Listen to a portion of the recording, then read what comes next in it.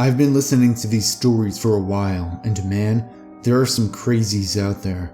My crazy story, thankfully, isn't as horrible as some of those I've heard here, but it was pretty weird. Just for background, I'm a girl, early 20s, and this happened last year. I have a Twitter account, which I kept private, as in, I'd have to approve followers before they could see my tweets. I didn't have a whole lot of followers, and I'd approve people who were friends of friends, etc., which I probably should not have done. Anyway, I approved this one girl, Mary, to follow me, and I followed her back. Mary was really into Twitter.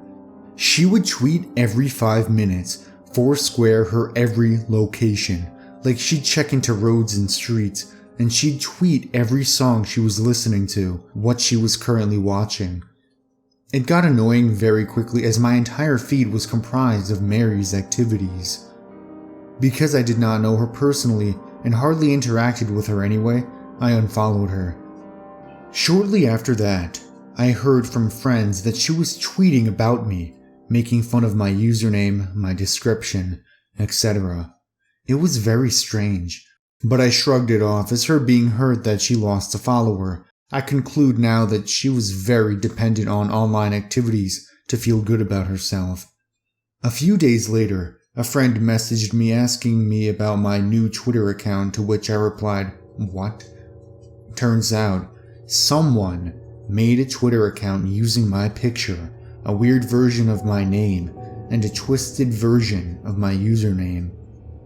They even used the same theme and background, which they would have had to search very hard for, as it was not easy for me to find them. On this account, they posted a lot of personal information from where I lived to my dog's name. I tweeted something like, "Thanks Mary for that parody account."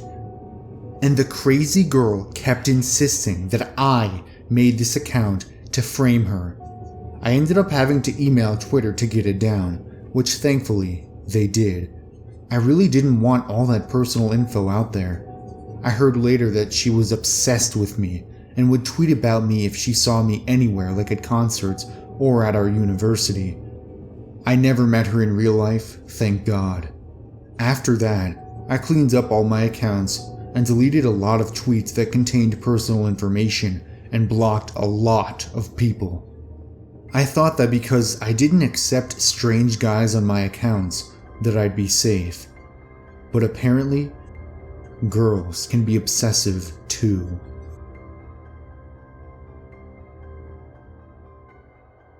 So, when I was 13 or 14, Twitter was the up-and-coming social network, and I had just made myself an account to see if it was all it was being jacked up to be. I got a few followers, followed a few friends and celebrities, etc. All was good until this guy started following me. I assumed all was legit, just one of the people that you get linked to randomly when you first sign up. I don't follow him back because he's a few years older than me. In my profile picture at the time, I was clearly 13 or so, and my typical teenager tweets conveyed the same thing.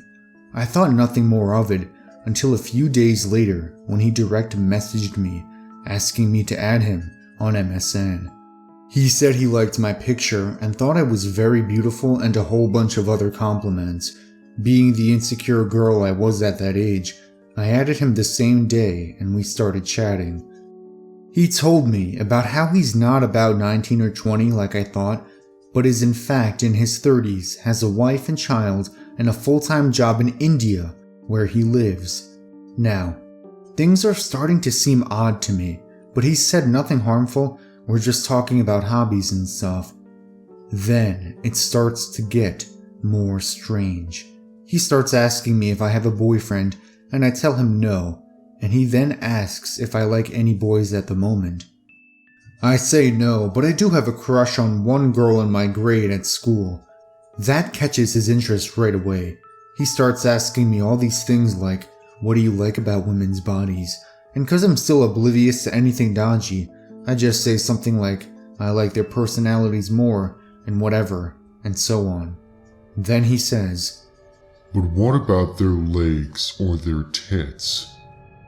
And at this point, I get uncomfortable and say I guess so, and that I have to go offline now because it's getting late. I don't go online for a few days, and when I get back online, I see he's left loads of messages saying things like, "Are you there? I need to talk." I message back asking what's so important, and he says that he got into a fight with his wife or something. Then, about 5 minutes later, he says that he needs to go, because if his wife knew he was talking to me, she'd kill him. And then he quickly tells me how sexy I look in my new MSN picture, and goes offline. I'm freaked out at this point, so I block him on MSN.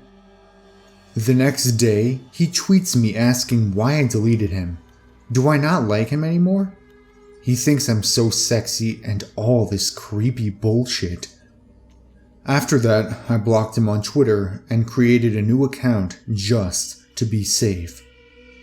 Thinking back on it, I was so stupid for even talking to him in the first place, as he was so much older than me, and he was asking things that were inappropriate for anyone to be asking, let alone an adult to a 13-year-old child.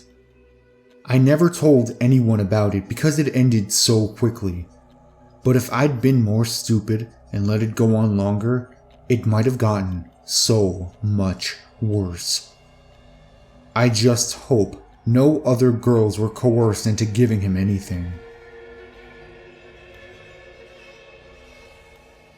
This happened when I was 13 years old.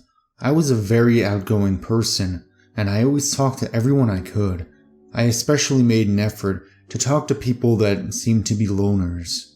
Because I was one of the most popular girls in the school, people rarely rejected me, and I pretty much got to talk to anyone I wanted to. Toward the end of the school year, I noticed there was this one kid in my gym class who always seemed to be alone, and I took pity on him. He seemed so depressed, and I didn't get a chance to talk to him before the school year ended.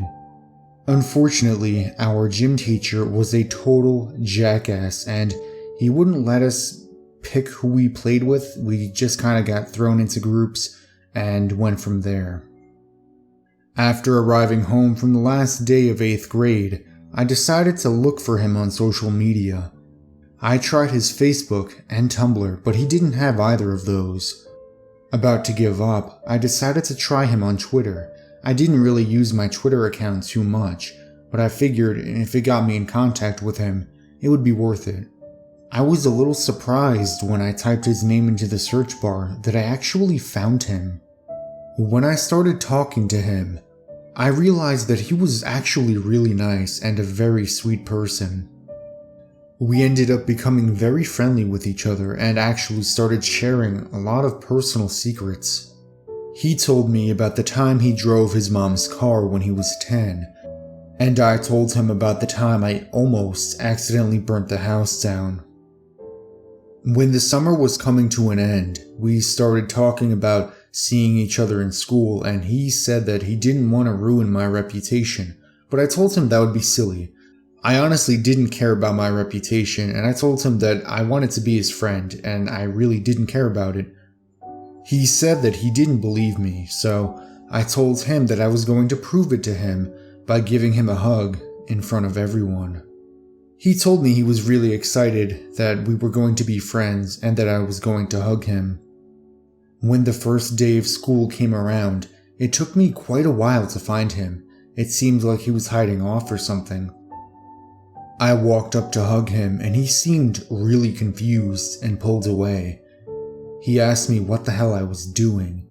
I told him, "Don't you remember what I told you yesterday?" He had no idea what I was talking about. I don't know who I was talking to over the entirety of the summer.